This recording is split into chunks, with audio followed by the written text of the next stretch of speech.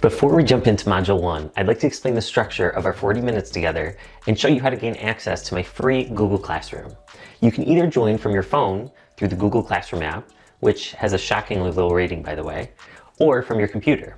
Regardless, if you try to use a school email address, you'll receive an error message. So use an alternate email address. It doesn't necessarily have to be a Gmail email, but if you don't have an email address outside of your school one, then you can create a Gmail account for free. Once you've logged in, you simply press the plus icon in the upper right corner of the page, select Join Class, and input the class code, and click on Join. Now, let's take a quick tour of our virtual classroom. There are 4 sections, one for all 4 of the 10-minute modules, and one for the resources for the reading, writing and language, and math sections. Each module's video is under 10 minutes long. After you complete the module, I encourage you to print out and complete the practice assignment where you'll incorporate the strategies you would have just learned. Each practice takes anywhere from about 9 to 20 minutes to complete. I encourage you to treat each practice like it's the real test. You obviously won't be able to have your phone with you on the test, but I encourage you to set your timer, with the phone in airplane mode of course, to the approximate time I put at the top of the practice passage. The way I determine this is the same way I do so on the Zara Tutoring personalized goal tracking sheet I provide my students. I take the total time permitted on the section and divide it by the number of passages.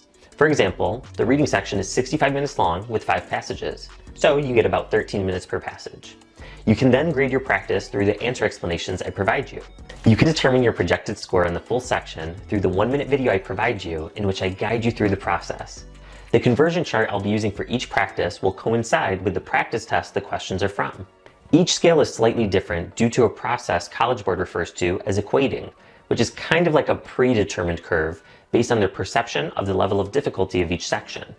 By the end of the week, you'll have an approximate cumulative score. Here's the structure of each module. We'll discuss the format of the section we're exploring. I'll guide you through an abbreviated version of my T document for that particular section, and show you how to implement some of the strategies either on a real SAT passage or on real SAT questions. Each day you can expect a time investment of about 30 to 40 minutes. All the resources I reference within the modules are located in the respective sections. In addition, under the reading resources, I have information regarding an SAT watch that's permitted on the test and has preset times for each section of the test.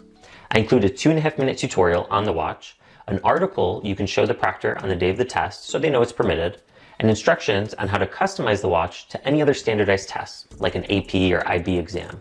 The watch costs $55 on Amazon, but I'm providing a $20 discount to Junior Bootcamp attendees. If you're interested, just shoot me an email.